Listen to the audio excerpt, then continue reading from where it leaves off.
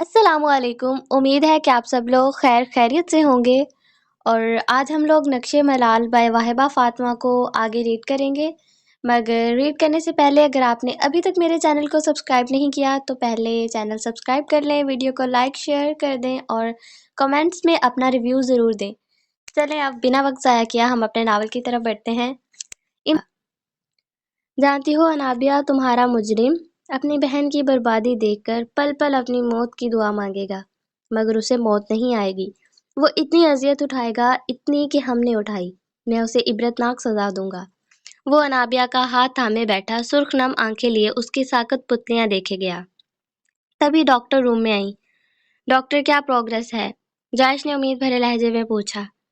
کوئی خاطر خواہ امپروومنٹ نہیں ہے مسٹر جائش، وہی مسئلہ کہ گہرے غیر متوقع صدمے نے ان کے دل و دماغ میں گھر کر لیا ہے۔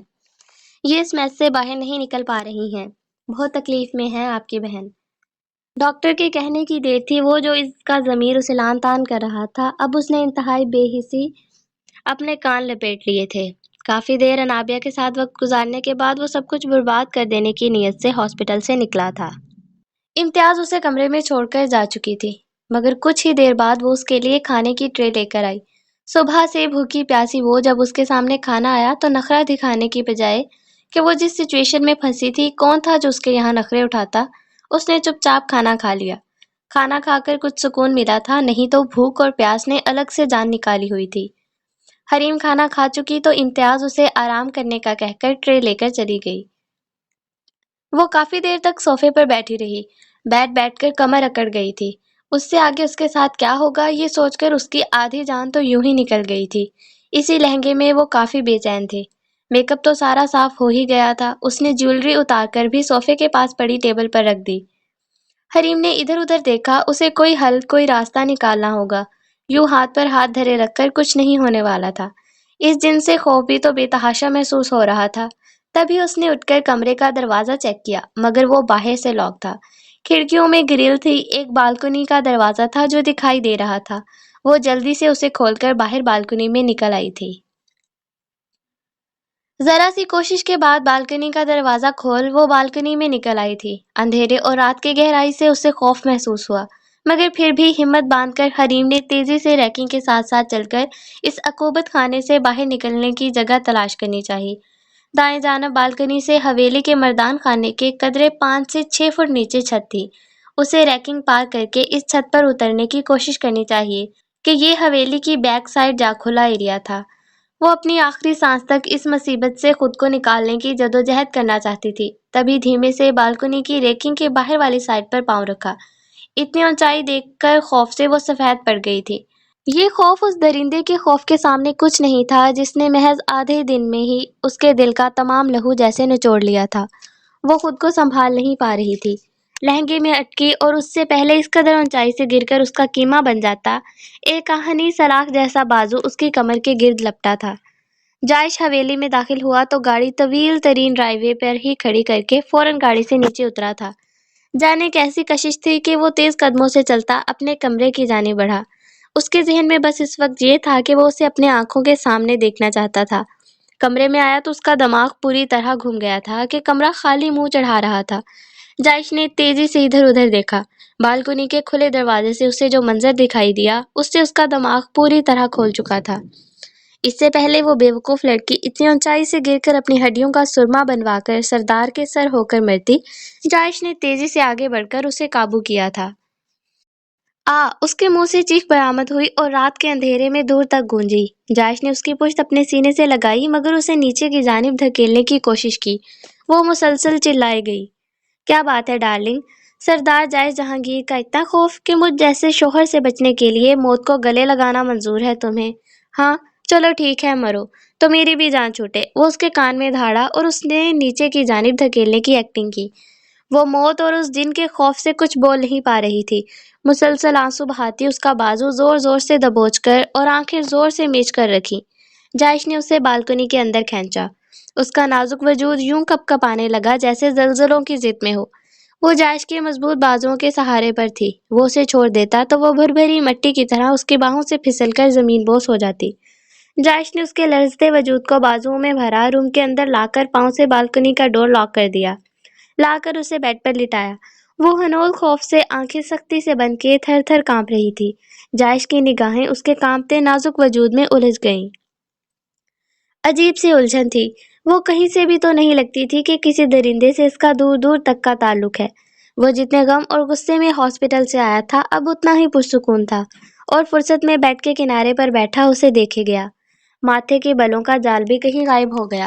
بالکنی میں داخل ہوتے ہی جیسے تمام احساسات بدل گئے تھے جنہیں وہ کوئی نام نہیں دے پا رہا تھا۔ اس کے دل میں اچانک اس وجود کے لیے نرم سا احساس جاگا تھا، کیونکہ وہ جتنی خوفزدہ تھی، جائش کا مزید اسے ٹارچر کرنے کا کوئی ارادہ نہیں تھا۔ ہاں، اس وقت جو نرم گرم جذبات اس کے دل میں انگڑائی لے کر بیدار ہو رہے تھے، وہ ان سے نگاہیں چرانے کی کوشش میں تھا، مگر بری طرح ناکام ہو رہا تھا کہ اب حریم نے شیٹ زور سے مٹھیوں میں دبوچ لی۔ جائش نے اس کی لرزتی گھنی پلکوں کے رقص کو دیکھا۔ اس کی اٹک اٹک کر چلتی سانسوں کا زیر و بم کافی ہوشربا تھا۔ گداز دلکش وجود، منمونا اور معصومیت بھرا چہرہ جس پر خوف کے سائے اسے بے تحاشا دلکش اور پرکشش بنائے گئے۔ جائش بے اختیار اس پر کسی گہرے بادل کی طرح چھا گیا تھا۔ اپنی شہادت کی انگلی سے اس کی لرزتی پلکوں کو چھوا، پھر اس کی نگاہ بھٹکی اور اس کے کپکپاتے گلابی لبوں پر آن ٹھہری۔ جائش نے چاہا ہاتھ بڑھا کر ان کی نرماہٹ محسوس کرے۔ دل میں آیا تو فوراً کر بھی گزرا۔ ہاتھ کے انگوٹھے سے اس کا گداز لب سہلائے اپنے اوپر پڑتے اتنے وزن سے حریم کا دم گھٹنے لگا۔ کچھ چہرے کے بے تحاشا قریب ان گرم سانسوں کی تپش سے اس کا چہرہ جیسے جھلسنے لگا، اور اپنے چہرے پر رینگتے اس زہریلے لمس سے مزید خوفزدہ ہو کر اس نے پٹ سے آنکھیں کھولی تھیں۔ نگاہوں سے نگاہیں ٹکرائیں۔ حریم کی جسم سے جیسے کسی نے روح کھینچ لی یا اسے موت کا فرشتہ نظر آیا تھا۔ جائش ان بڑی بڑی جھیل سی آنکھوں میں ڈوب کر ابھرا۔ وہ بن پیے بہکنے لگا تھا، ایسی مدہوشی جو کبھی جسم و جان پر طاری نہیں ہوئی، ایسی بے خودی جو اس کی جان کا آذار بن گئی تھی۔ خواہشیں پوری طرح بیدار ہو گئیں۔ حریم کو اندازہ ہوتے ہی کہ وہ کس قدر خطرناک صورتحال میں پھنس چکی ہے، اس کی روح کانپ گئی تھی۔ دور ہٹو! وہ اس کی گرفت میں ماہی بیاب کی طرح پھڑپھڑاتی خود کو آزاد کرنے کی تگودو کرنے لگی۔ ایک مرتبہ پھر جائش کے ماتھے پر بالوں کا جال بچھ گیا، مگر وہ پرسکون سا اس کا بے مقصد کا احتجاج دیکھے گیا۔ تب جائش نے اسے بازوؤں سے دبوچا تھا۔ تمہیں لگتا ہے تمہاری یہ فضول سی کوششیں تمہیں میری گرفت سے آزاد کر سکتی ہیں؟ چھوڑ دو مجھے، میں نے کچھ نہیں کیا، خدا کے لیے چھوڑ دو مجھے۔ وہ اب منت سماجت پر اتر آئی تھی۔ حریم پھوٹ پھوٹ کر رونے لگی۔ وہ اس کی آنکھوں سے بہتے آنسو عجیب نگاہوں سے دیکھے گیا، مگر اسے اپنی گرفت سے آزاد نہیں کیا تھا۔ اس کی گرفت میں نرمی آئی تو حریم نے بہت اچانک پوری طاقت لگا کر اسے خود سے دور کیا اور تیزی سے بیڈ سے نیچے اتری تھی۔ جائش بھی جارحانہ تیور لیے اس کی جانب بڑھا، کیونکہ وہ بھاگ کر اس زندان کا دروازہ کھول دینا چاہتی تھی۔ جائش نے اسے بازو سے دبوچ کر اپنی جانب کھینچا تھا، دوسرے ہاتھ سے اس کا جبڑا ہاتھ میں دبوچا۔ میری جان، اگر تمہیں یہ لگتا ہے کہ آج تم سردار جائش جہانگیر کی گرفت سے آزاد ہو سکتی ہو تو یہ غلط فہمی اپنے دل سے نکال دو۔ کہتے ہی جائش نے اسے واپس بیڈ پر پھینکا تھا۔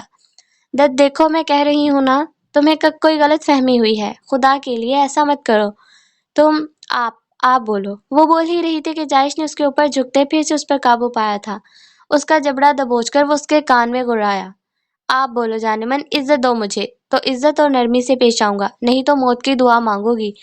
صبح اس کربت میں جانے کیوں مگر سکون تھا، راحت تھی، ایک سرور تھا جو رگوں میں گردش کرنے لگا تھا۔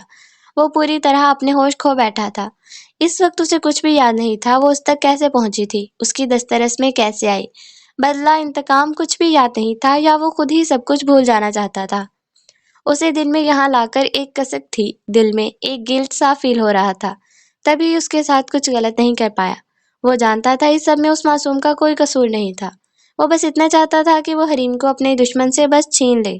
تبھی وہ سب کچھ بھول گیا، انجام کی پرواہ کسے رہی تھی، وہ اس وقت اس رشتے میں کھو گیا تھا۔ یا تھا تو بس اتنا کہ وہ اس کی بیوی تھی، اس کی ملکیت۔ یہ رشتہ جائز تھا، یہ تعلق حلال اور پاکیزگی بھرا تھا۔ اتنے برسوں بعد سردار جائے جہانگیر کے ساتھ ایسا پہلی مرتبہ ہوا تھا کہ وہ بہت بری طرح کسی عورت کی جانب مائل با کرم ہوا تھا۔ دنیا بھلا کر اسے اپنا لیا تھا۔ اس کے ساتھ اس رشتے اور وجود کی کشش نے اسے پوری طرح بے بس کیا تھا، تبھی وہ نہ چاہتے ہوئے بھی اپنی ہر حد پار کرتا اسے حاصل کر گیا تھا۔ یہ طلب بہت عجیب تھی جو پوری ہو کر بھی پوری نہیں ہو پا رہی تھی۔ وہ آنکھیں موندے اب پرسکون سا بیڈ پر نیم دراز تھا۔ آنکھوں سے بازو ہٹا کر جائش نے اپنی باہوں میں موجود اس ٹوٹے بکھرے وجود کو بری طرح سسکیاں بھرتے دیکھا۔ اس کے ساتھ جو ہوا وہ انتہائی غیر متوقع اور بہت برا تھا۔ وہ ذلت کے احساس سے بری طرح اذیت سے تڑپ رہی تھی۔ جائش نے اس کے مسلسل بہتے آنسوؤں کو ملال بھری نگاہوں سے دیکھا۔ وہ جو کچھ اس کے ساتھ کر چکا تھا، اس وقت بے دردی سے اس کے بہتے آنسوؤں سے جائش کو خود پر ملال سا ہوا۔ وہ ہچکیوں سے رو رہی تھی۔ امید ہے کہ آپ کو یہ ویڈیو اچھی لگی ہوگی۔ اپنا فیڈ بیک دیا کریں کمنٹس میں تاکہ ہمیں پتہ چل سکے کہ ہم کیسا کام کر رہے ہیں۔ چلیں ملتے ہیں نیکسٹ ویڈیو میں، مگر آپ چینل کو سبسکرائب کرنا مت بھولیں۔ شکریہ۔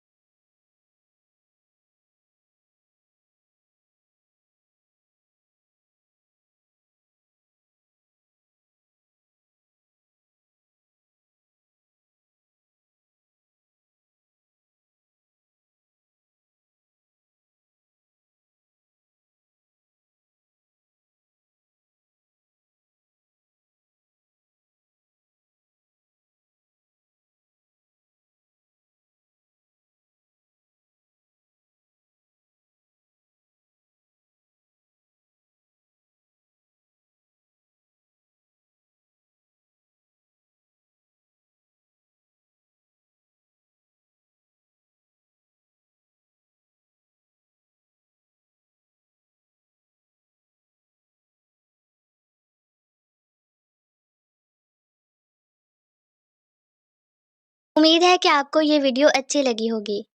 اپنا فیڈ بیک دیا کریں کمنٹس میں تاکہ ہمیں پتہ چل سکے کہ ہم کیسا کام کر رہے ہیں۔ چلیں ملتے ہیں نیکسٹ ویڈیو میں، مگر آپ چینل کو سبسکرائب کرنا مت بھولیں۔ شکریہ۔